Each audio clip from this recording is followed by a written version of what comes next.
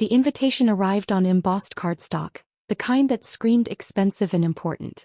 Gold lettering announced my father's retirement celebration after 35 years as a senior partner at Morrison Walsh, one of Philadelphia's most prestigious law firms. I was reading the details when I noticed the asterisk at the bottom. Below, in smaller print, "This is a professional celebration for distinguished guests. Please refrain from bringing unemployed or casually employed relatives. We want to maintain an atmosphere of achievement."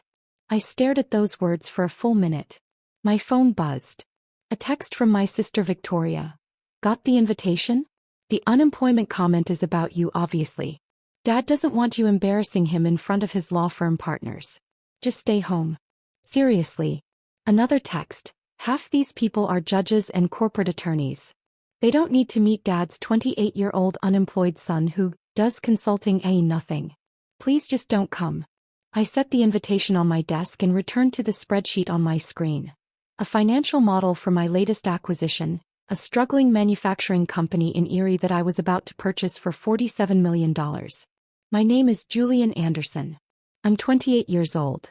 And according to my family, I've been unemployed for 6 years. The truth is more complicated. I graduated from Penn State at 22 with a degree in industrial engineering. My family expected me to follow my father and sister into law, or at least pursue something they understood: investment banking, consulting at a prestigious firm, corporate management. Instead, I told them I wanted to start my own business. Dad had laughed. Doing what exactly? Buying struggling manufacturing companies and turning them around. With what money? Do you have any idea how much capital that requires? I'll start small. Bootstrap it. Victoria, already 2 years into her position at Dad's law firm, had rolled her eyes. "Julian, be realistic. You can't just decide to buy companies. That's not how the world works." "I know how it works. I've been studying." "Studying," Dad interrupted. "Everyone studies. Execution is what matters. And you have no experience, no capital, no network. This is a fantasy." But I'd done it anyway. I started with $50,000 saved from internships and a college fund my grandmother left me. I found a tiny machine shop in Reading, 12 employees, outdated equipment, on the verge of bankruptcy. The owner was desperate.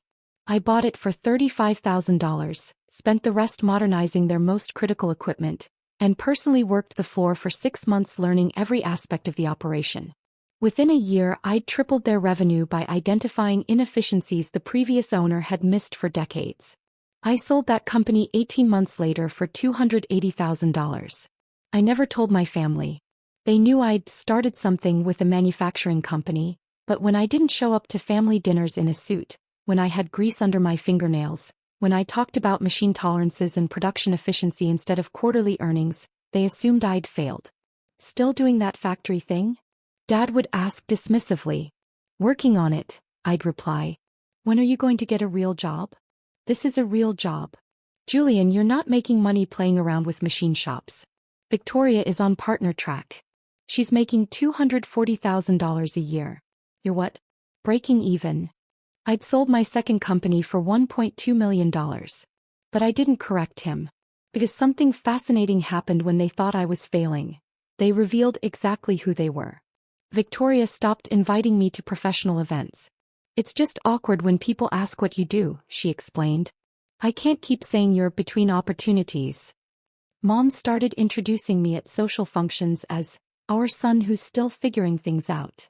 The pity in her voice was thick enough to cut. Dad simply stopped mentioning me to his colleagues entirely. I became the family secret, the disappointing son who'd rejected their path and predictably failed at his own. But I kept buying companies, kept learning, kept growing. By 25, I owned 4 manufacturing companies generating $8.3 million in annual revenue. By 27, I'd expanded to 9 companies across Pennsylvania and Ohio, with combined revenues exceeding $43 million. I employed 387 people. I'd become known in industrial circles as a turnaround specialist, the guy who could take a failing manufacturer and make it profitable within 18 months. Last year, the Pennsylvania Manufacturing Association named me Emerging Industrialist of the Year. The governor sent a congratulatory letter. Senator Patricia Morrison, no relation to Dad's law firm, personally presented me with the Entrepreneur of the Year award at the state capitol. My family didn't know about any of it. They still thought I was playing around with factories and barely scraping by. Why didn't I tell them? For the same reason I documented everything. I wanted to see how far they'd go. How much they'd reveal about their values when they thought I had nothing. And they'd revealed plenty. Last Christmas, Victoria's fiancé, a corporate attorney, asked what I did. Before I could answer, Victoria jumped in. Julian's trying to make manufacturing work. Very blue collar. Not really our family's thing, but we support his journey. The condescension was breathtaking. At Dad's birthday dinner in March, one of his law partners asked about his children. Dad beamed, talking about Victoria, her cases, her partnership track, her engagement to a brilliant attorney. When asked about me, his smile faded. Julian's exploring some business ventures. Nothing concrete yet. We're hopeful he'll find his footing eventually. I was sitting right there. I'd closed a $12 million acquisition that week. But I said nothing. Just smiled and changed the subject. As I was collecting data. Every dismissive comment, every pitying look, every time they introduced me as their unemployed son, I cataloged it all. And now this invitation.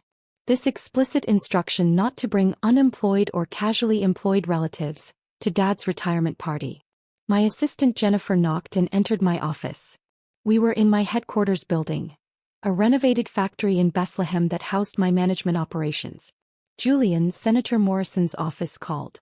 She wants to confirm your attendance at the manufacturing leadership dinner next month. Tell them yes. I'll be there. Also, the Erie deal final contracts are ready for review. Legal says we can close by next Friday. Perfect. I paused. Jennifer, do you remember that invitation to my father's retirement party? The one with the charming note about unemployed relatives? Hard to forget.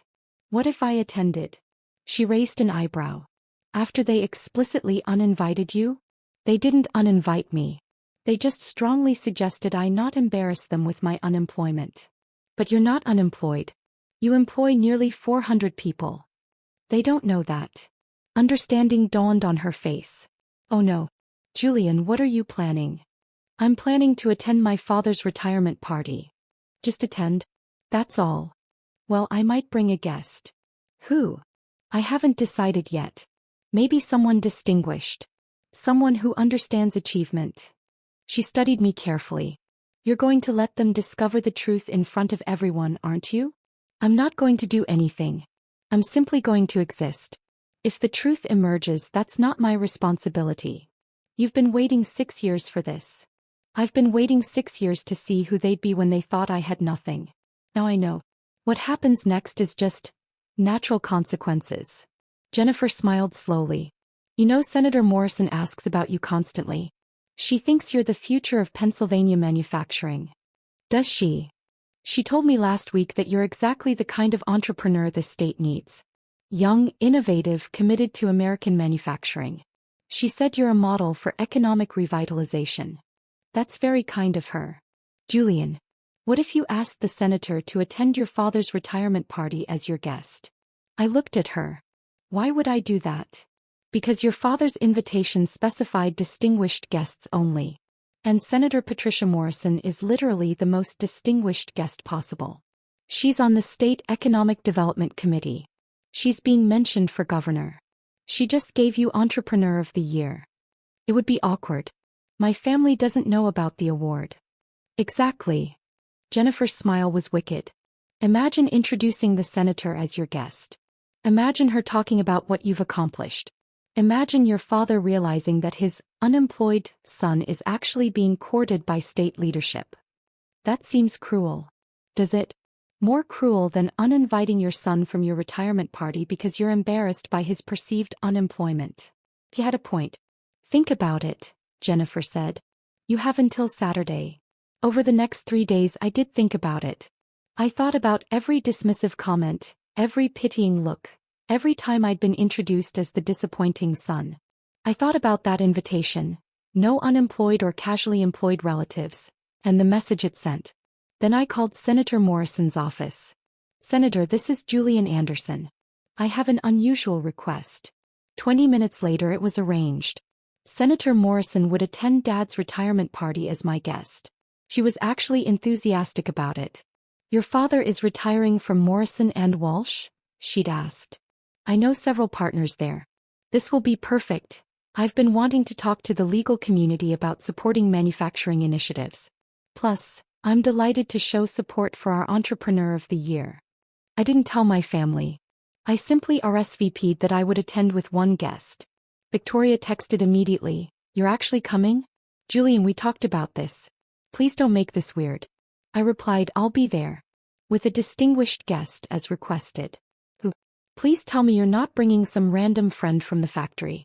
Someone appropriate for the occasion." "Julian, this is Dad's big night. These are important people. Just try to blend in, okay? Don't talk about factories or machinery or whatever. Just smile and be normal."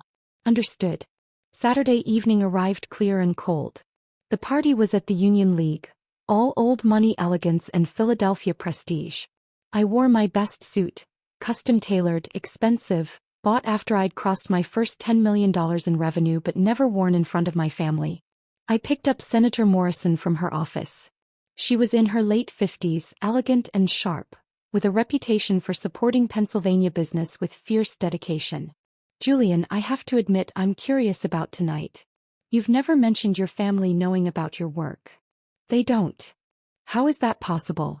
You're one of the most successful young manufacturers in the state." "I never told them. They assumed I was failing and I never corrected them." She was quiet for a moment. "That must have been difficult." "It was educational." "And tonight? They're going to find out." "Only if it comes up naturally in conversation." She smiled. "Julian, I'm a United States Senator attending your father's retirement party. I'm going to be asked how I know you. What should I say?" "The truth. The truth that you're my Entrepreneur of the Year? That you employ nearly 400 people? That you're revolutionizing small-scale manufacturing in Pennsylvania?" "If it comes up." "It's going to come up." We arrived at the Union League at 6:45. The party started at 7 o'clock, but I wanted to make an entrance. The ballroom was already filling with guests. Lawyers in expensive suits, judges, corporate executives. Dad was near the entrance, greeting people with Mom beside him. Victoria was networking aggressively, her attorney fiancé Marcus at her side. I watched them for a moment before entering. This was their world, polished, prestigious, all surface and status. Then I walked in with Senator Morrison. The first person to notice was the event coordinator, who clearly recognized the senator. His eyes widened and he immediately approached. "Senator Morrison, this is an unexpected honor. We had no idea you'd be attending." The senator smiled graciously. "I'm here as Julian's guest. He invited me and I couldn't refuse.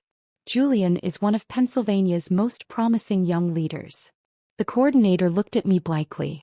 "Julian Anderson. The guest of honor's son." Recognition and confusion fought on his face. "Mr. Anderson's son? I didn't realize you knew each other."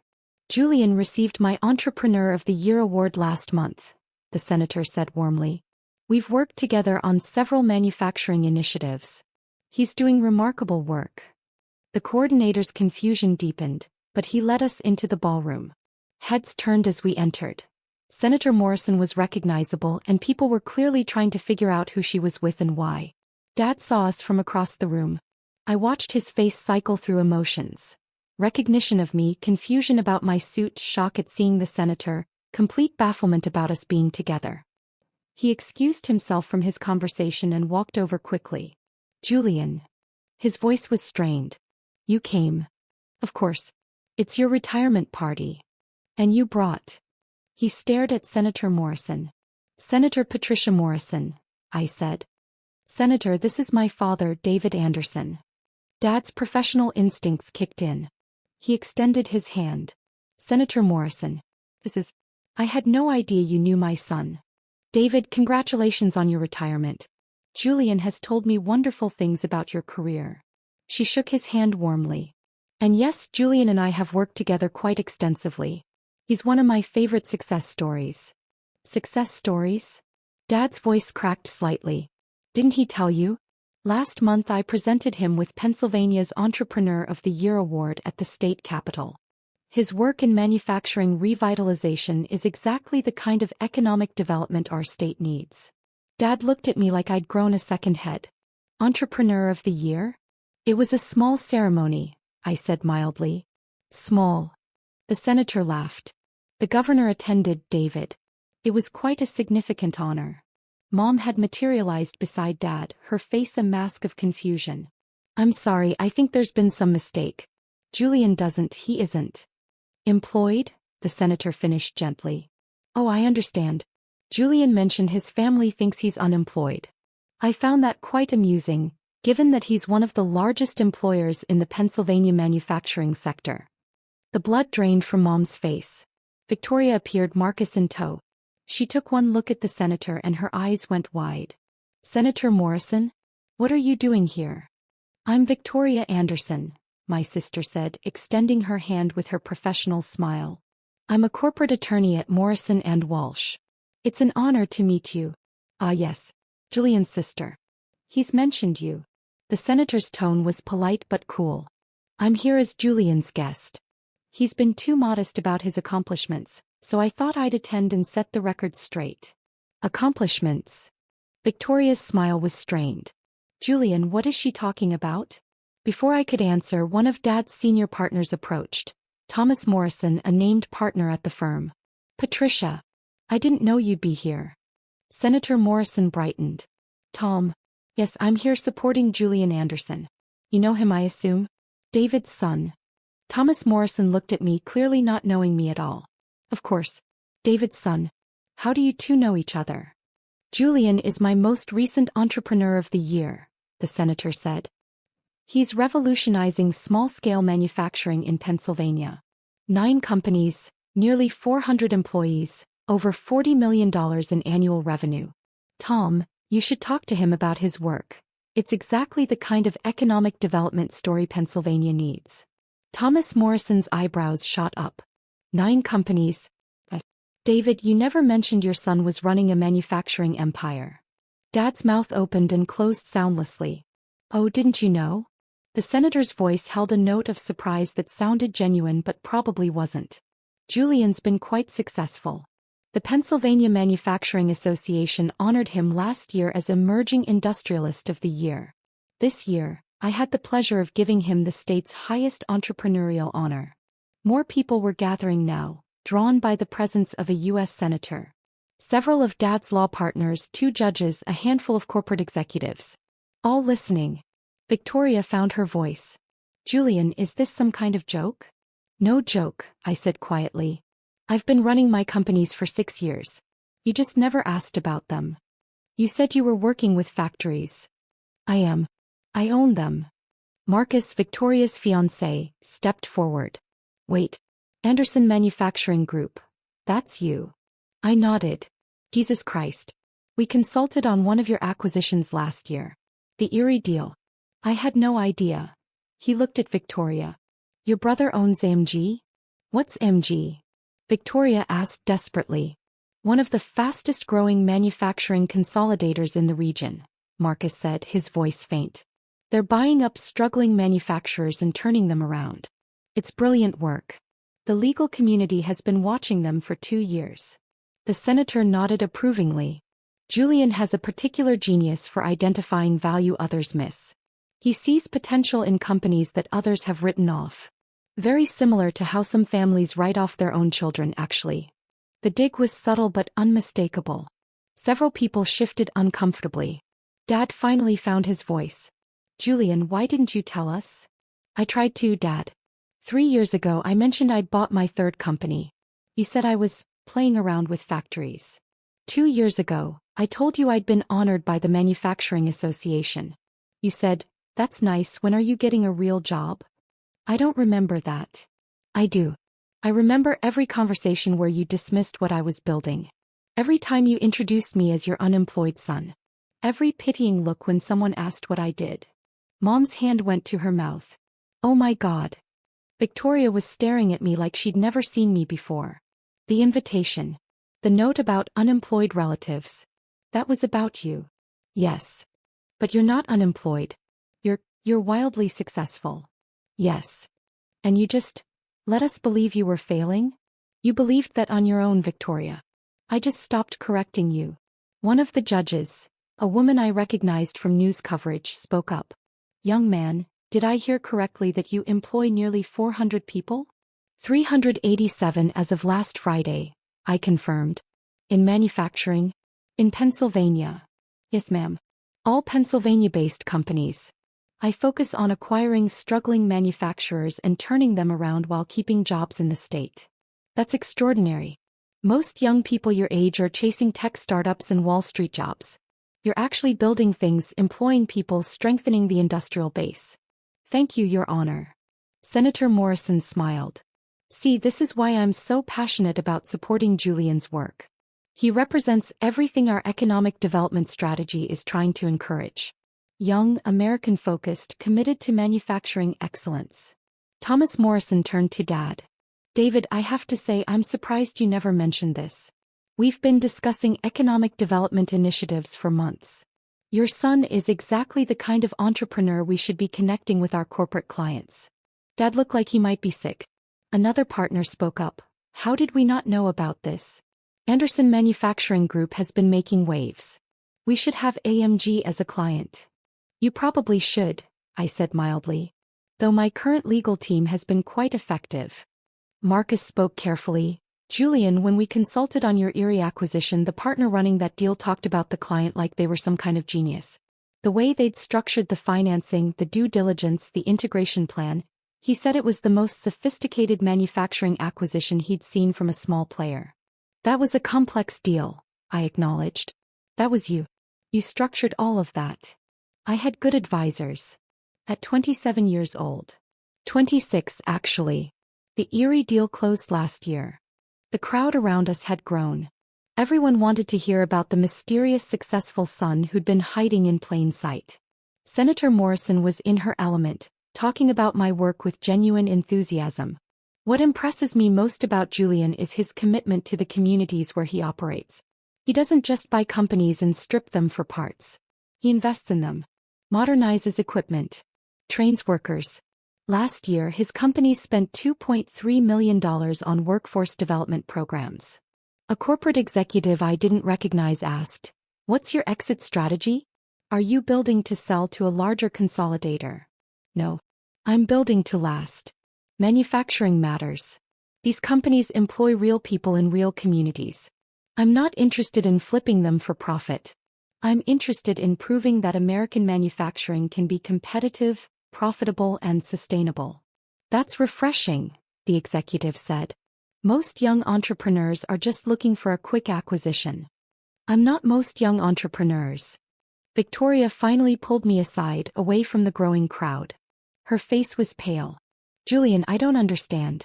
How is any of this possible? You're 28 years old. How do you own 9 companies? I started at 22. I've been building for 6 years. With what money? I started with $50,000 from Grandma's college fund. I bought my first company for $35,000. Sold it 18 months later for $280,000. Reinvested everything. Bought the next company. Then the next. Each sale funded the next acquisition. After the third exit, I had enough capital to start keeping companies instead of just flipping them. But we never knew. We never saw any money, any success, any. You never asked to see it, Victoria. You just assumed I was failing. Because you looked like you were failing. You wore jeans to family dinners. You had grease under your fingernails. You talked about machines and factories. Instead of quarterly reports and billable hours? She flinched. That's not fair. Isn't it? You measured success by your standards. Suits and corporate jobs in prestigious firms. When I didn't fit that model, you assumed I was unsuccessful. You never considered that I might be building something real. Marcus approached carefully. Julian, I owe you an apology. Victoria told me you were struggling and I accepted it. I should have asked more questions. Why would you? You trusted what my family told you. They were wrong. Yes, they were. Dad appeared, looking shaken. Julian, can we talk? Privately. We can talk here. Please. I need to understand. What's to understand, Dad? He thought I was unemployed. You were embarrassed enough to put it in the invitation to your own retirement party. No unemployed or casually employed relatives. That was about me. I didn't write that. The event coordinator. You approved it. You read that invitation and thought, yes, that's appropriate. Better keep Julian away from my important colleagues. His face crumpled. I thought I was protecting you. I thought if you came, people would ask what you did and you'd be humiliated by having to explain. Explain what? That I own 9 manufacturing companies? That I employ nearly 400 people?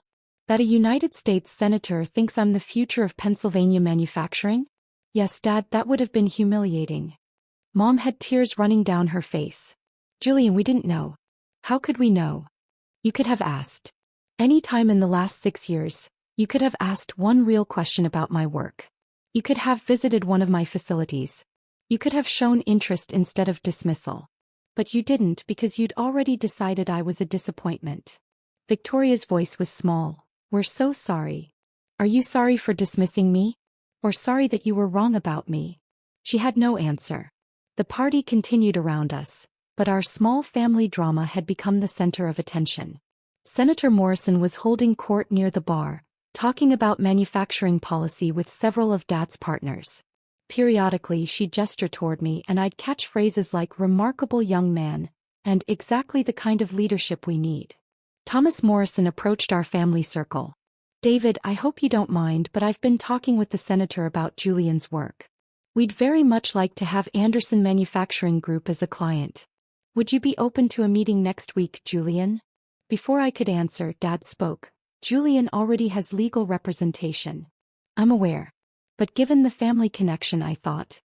No, I said firmly. My current legal team has served me well. I see no reason to change. But we're one of the premier corporate firms in the state. Your father's firm. Yes, my father's firm.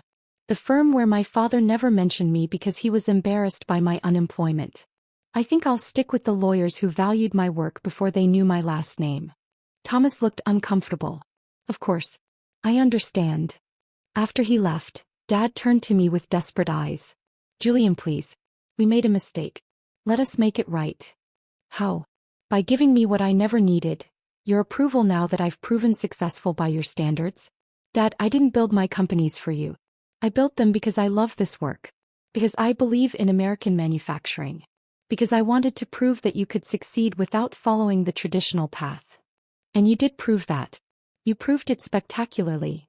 But you never saw it. You were so convinced your path was the only path that you couldn't see success when it was right in front of you. Victoria spoke quietly. What do you want from us, Julian? Tell us how to fix this.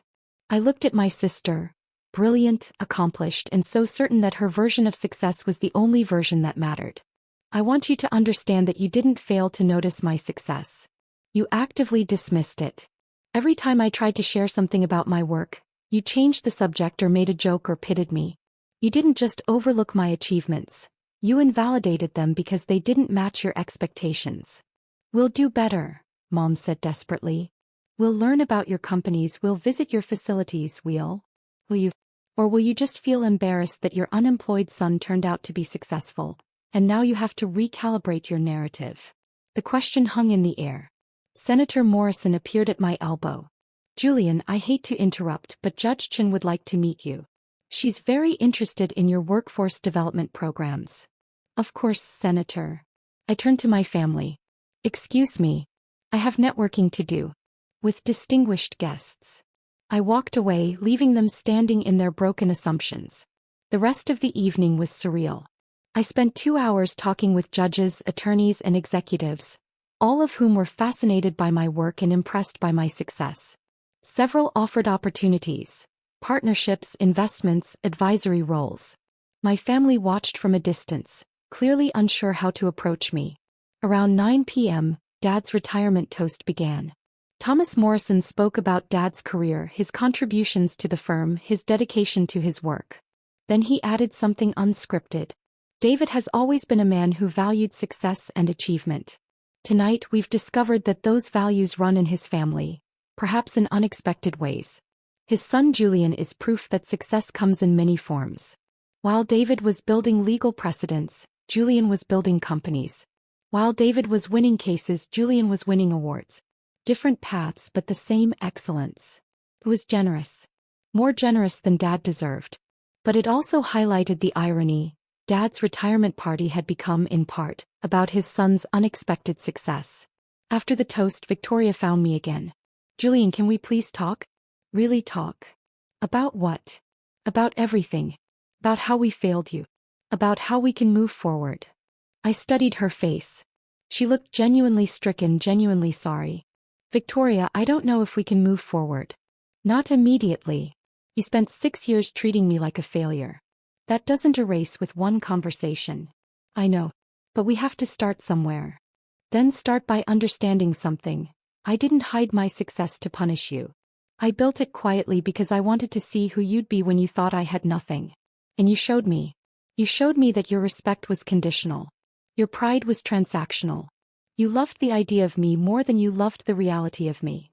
Tears were running down her face now. That's not true. We love you. Do you? Or do you love successful me? Because for 6 years, you didn't love struggling me very much. That's not, we always loved you, you just what? Wished I was different? Wished I'd followed your path? Wished I was less embarrassing? She couldn't answer. Marcus spoke carefully. Julian, for what it's worth, I think what you've built is incredible. Not just the companies but the way you've built them. With integrity and commitment. That takes character. Thank you. And I'm sorry I didn't see it sooner. I let Victoria's narrative shape my perception of you, and that was lazy thinking on my part. I nodded slowly. I appreciate that. Senator Morrison appeared one more time before leaving. Julian, thank you for inviting me tonight. It was quite illuminating. Thank you for coming, Senator. I have to say, watching your family discover who you really are, that was something. How do you feel? Tired. She smiled sympathetically. I imagine so. But Julian, remember this. You built something remarkable with no support from them. That's not a burden, that's proof of your strength. Whether they come around or not, you've already succeeded. I appreciate that. And one more thing. Next month's manufacturing leadership dinner. I'd like you to speak. Just 10 minutes about your journey, your philosophy, your work. These are the state's top industrial leaders. They should hear from you. I'd be honored. After she left, I found my parents one more time. They were sitting at a table in the corner, looking exhausted and devastated. Julian, Dad started as I approached. I've been thinking about what you said. About how we never asked. And you're right. We never did. We just assumed and we were wrong. Yes, you were. Can I ask now? Can I learn about what you've built? I considered this carefully. You can ask. But Dad, you need to understand something. My companies aren't just impressive by accident. I built them the way I did. Quietly, without fanfare, without seeking approval, because I wanted to prove something to myself. I wanted to prove I could succeed on my own terms, without the Anderson name, without connections, without following the expected path. And you did. Yes, I did. And that success is mine. It's not ours. It's not the family's achievement. It's mine. I built it alone, and that's important to me. Mom spoke softly. We understand. Or we're trying to understand. Are you? Because right now I think you're just embarrassed.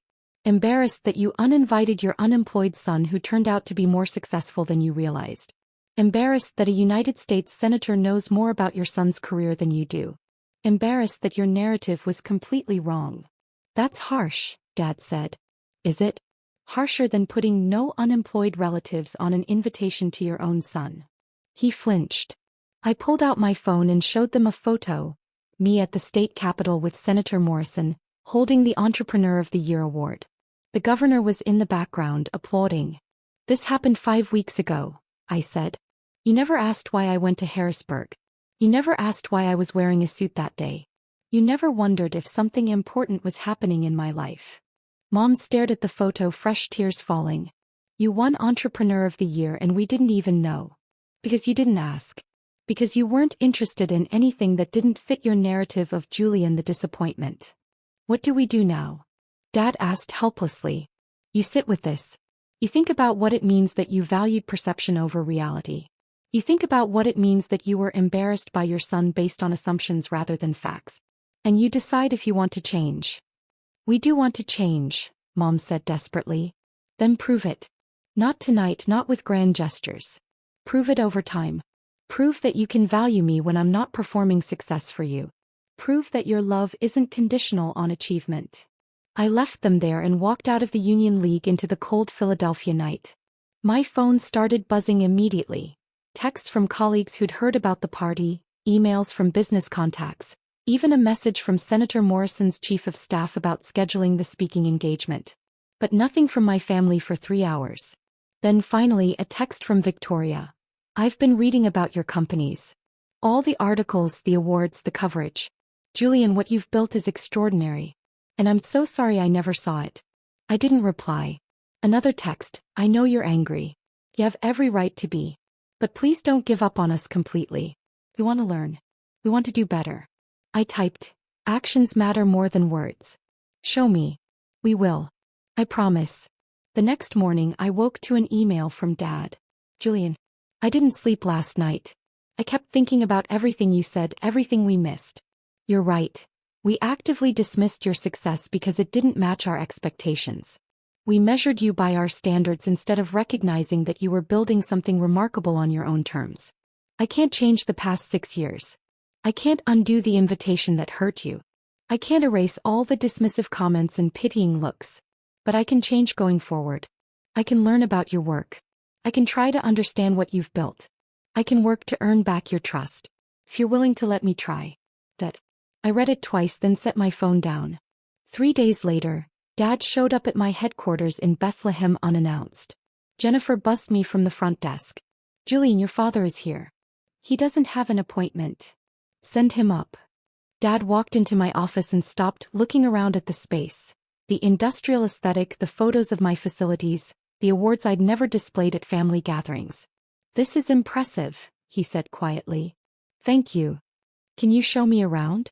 Explain what you do here. I studied him carefully. He looked older than he had at the party, more uncertain. Why? I asked. Because I want to understand. Because I should have asked years ago. Because you're my son and I don't actually know what you do all day. So I showed him. The office, the operations center, the financial planning room. I explained how I identified acquisition targets, how I evaluated their potential, how I structured deals. I showed him the monitoring systems we used to track performance across all 9 facilities. He asked questions, good questions, thoughtful questions. Questions that showed he was actually trying to understand. After 2 hours we sat in my office over coffee. Julian, this is remarkable.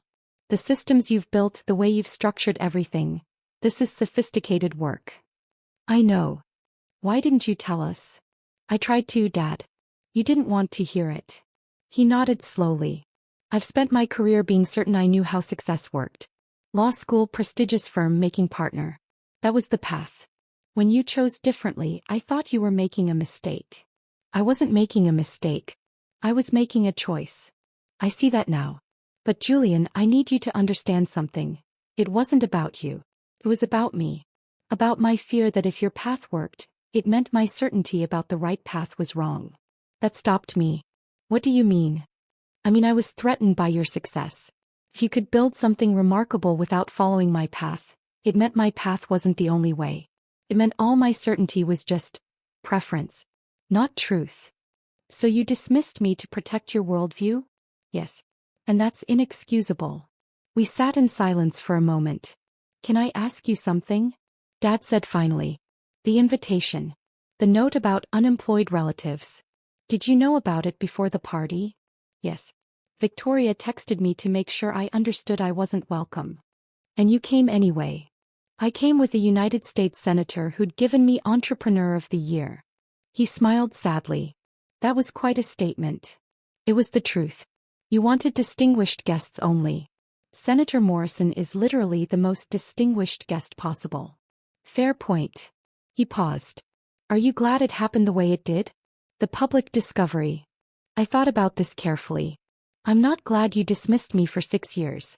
I'm not glad I had to watch my family value Victoria's achievements while devaluing mine. But I am glad the truth came out in a way that couldn't be minimized or spun. You couldn't claim it was a small success or a lucky break. The senator made sure everyone understood exactly what I'd built. She was quite effective.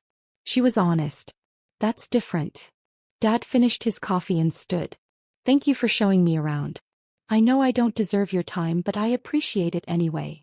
Dad, I don't hate you. I'm just tired of being underestimated. You won't be anymore. Not by me. Over the following months, my family made efforts. Dad visited my facilities, asked questions, learned about manufacturing. Mom attended a workforce development graduation ceremony at one of my companies. Victoria connected me with corporate clients who needed the kind of operational restructuring I specialized in. They were trying. But the relationship was different now. There was a distance, a carefulness. They'd seen who they were when they thought I had nothing, and I'd seen it too. That knowledge couldn't be erased. 6 months after Dad's retirement party, I was having dinner with Victoria and Marcus.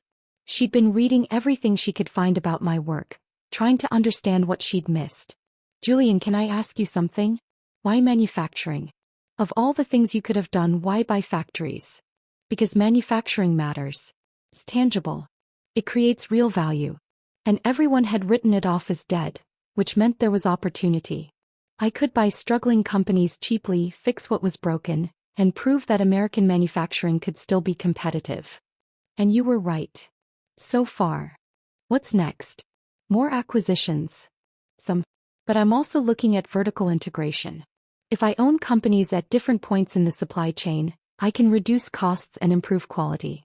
Marcus leaned forward. That's brilliant. Most people wouldn't think at that scale. Most people were trained to think inside existing structures. I didn't have that training, so I thought differently. Victoria smiled. You mean you didn't go to law school? Exactly. Do you resent us? She asked suddenly. For pushing you toward law, for dismissing you when you chose differently? I did resent you. For a long time. But now I'm just grateful in a strange way. If you'd supported me from the beginning, I might have sought your approval instead of building something independently. Your dismissal forced me to prove myself to myself, not to you. That's a generous way to frame it. It's honest. You gave me a gift, you just didn't mean to. She was quiet for a moment. I've been thinking about the invitation. The note about unemployed relatives. Every time I remember it, I feel sick. Don't. It taught me who you were when you thought I had nothing. That's valuable information. And now? Who are we now? You're trying. That's something. But Victoria, you need to understand, I don't need you to be proud of me now. I needed you to respect me then. The fact that you're proud now that you know I'm successful, that's about you, not me. She nodded, tears in her eyes. You're right. And I'm sorry. I know. A year after the retirement party, Senator Morrison invited me to speak at the State Economic Development Summit. The governor was there along with business leaders from across Pennsylvania. My family attended, all of them. They sat in the audience as I spoke about building sustainable manufacturing, about the importance of investing in people and communities, about proving that American industry could compete globally. After my speech, the governor approached me personally. Mr. Anderson, I've been following your work. We'd like to discuss some policy initiatives around manufacturing revitalization. Would you be interested in serving on an advisory committee? I'd be honored, Governor. I saw my father watching from across the room, pride and regret both visible on his face. After the event, we had dinner. Me, my parents, Victoria, and Marcus. It was easier now, more comfortable. They asked real questions. They listened to my answers. They treated my work with the respect it deserved. But I never forgot who they'd been when they thought I had nothing. That night as I drove home alone, I thought about the journey. 6 years of being dismissed. 6 years of building in silence. 6 years of watching my family reveal who they really were. And then one night, one retirement party, when everything changed. People asked if I'd planned it. If I'd orchestrated the public revelation. The truth was simpler. I'd just lived my life. Built my companies. Won my awards. The retirement party was going to happen regardless. The invitation excluding unemployed relatives was going to be sent regardless. Senator Morrison and I were already connected through my work. The collision was inevitable. I hadn't engineered their embarrassment. I'd simply stopped protecting them from reality. And reality, as I'd learned in 6 years of manufacturing, has a way of making itself known. Sometimes quietly through steady work and accumulated success. Sometimes dramatically, when a United States senator walks into your father's retirement party and tells everyone that his unemployed son is actually Entrepreneur of the Year. The truth doesn't need revenge. It needs time. And I'd given it 6 years. That was enough.